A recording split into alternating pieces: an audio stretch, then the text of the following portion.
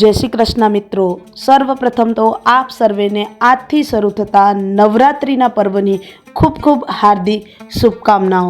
માં અંબા આપના જીવનમાં સુખ શાંતિ અને સમૃદ્ધિ લાવે તેમજ આપના ઘરને ધન ધાન્યથી ભરપૂર બનાવે એવી માં જગદંબાના ચરણોમાં પ્રાર્થના। અને આજે અમે પણ પહોંચી ગયા છે મોજીરા ગામની અંદર આવેલા પીપળેશ્વર મહાદેવ મંદિરના દર્શને, કારણ કે અમારો દરેક દિવસ હોય છે ખાસ, અને અમારી સાથે સાથે અમારા બાળકોનો પણ દરેક દિવસ હોવો જોઈએ ખાસ। આવી માન્યતા ધરાવતા અમે ટીમના દરેક મેમ્બર બાળકોને આનંદ આવે એ રીતે દરેક દિવસની ઉજવણી કરીએ છીએ।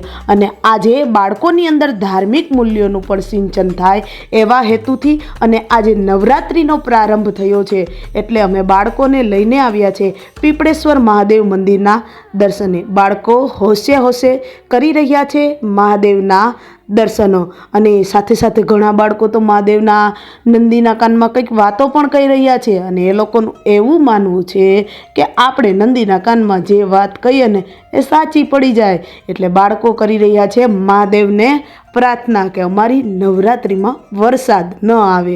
અને બાળકોએ આમ વારાફરતી દર્શન કરી લીધા પછી બાળકોને કહેવામાં આવ્યું કે હવે આપણે આ મંદિરની પ્રદક્ષિણા કરવાની છે, અને બાળકો ગોઠવાઈ ગયા અને કરવા લાગ્યા મહાદેવના મંદિરની પ્રદક્ષિણા। બધા બાળકોએ મહાદેવના નામ લેતા લેતા મહાદેવના મંદિરની ફરતે કરી પ્રદક્ષિણા। આ તો ભોળાનાથ જાણે કે અમારા બાળકો ઉપર રીઝી જ ગયા એવું લાગે છે। અને આમ પણ બાળ સ્વરૂપ એ ભગવાનનું સ્વરૂપ છે, એ જેટલી પ્રાર્થના કરે જેટલું એનામાં ધાર્મિક વૃત્તિઓ અત્યારથી સિંચન થાય એ ખૂબ જરૂરી છે। આમ બાળકોએ ભગવાન મહાદેવની પ્રદક્ષિણા કરી લીધી, અને પ્રદક્ષિણા કર્યા પછી અમે મહાદેવના સાનિધ્યમાં થોડી વાર બેસી અને એકી સાથે ધૂન પણ બોલી। ચાલો સાંભળીએ અમારી ધૂન।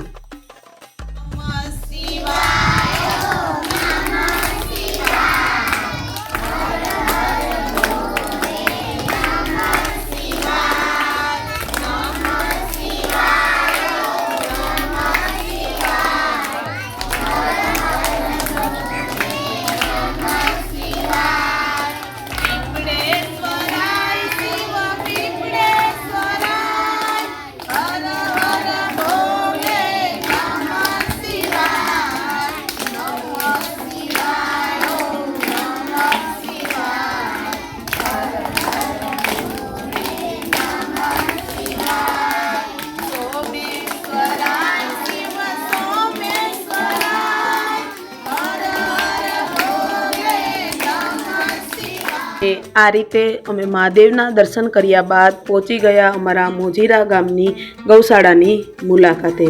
ગૌશાળાની અંદર સૌપ્રથમ તો જઈ અને બાળકો છે એને બધી ગાયો છે એને જોવા માટે ઉત્સુક હતા, એટલે ગૌશાળાને આંટો મારી અને અમે બધા બાળકોને લઈ અને જ્યાં ગાયોને બાંધી હતી એ જગ્યાએ અમે ગયા।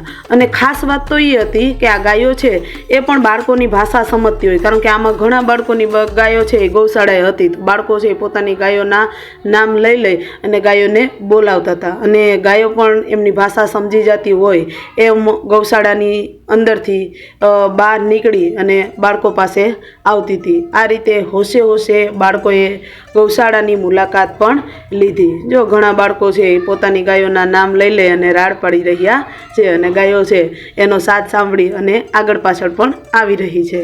અને આ રીતે છે ગૌશાળાની મુલાકાત લીધી, અને ત્યારબાદ બાળકોએ છે ઘણી વખત ત્યાં આનંદ પણ કર્યો। અને ગૌશાળાની અંદર અમારે પક્ષીઓ પણ છે, કુકડો ને મરઘીને, બરાબર, તો બાળકોએ એને પણ જોયા, એના નાના નાના બચ્ચાઓને પણ જોવાની બાળકોને ખૂબ મજા પડી ગઈ। અને આ રીતે પક્ષીઓને અને ગાયોને એને જોયા પછી જો અમારા દેવલા કાકા બચ્ચાને હાથમાં લઈને રમાડી રહ્યા છે, બાળકોને મોજ પડી ગઈ જોવાની।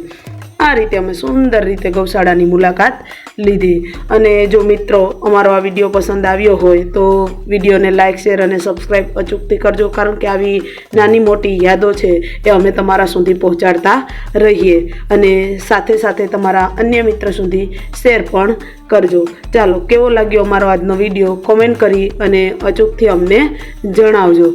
ચાલો, ફરીથી મળીશું એક નવા જ વિડીયોની અંદર અને એક નવા જ ટોપિક સાથે। ત્યાં સુધી રજા લઈએ। ચાલો। ફરી મળીશું નેક્સ્ટ વિડીયોની અંદર. ત્યાં સુધી બધાને જય શ્રી કૃષ્ણ અને ફરીથી બધાને હેપી નવરાત્રિ.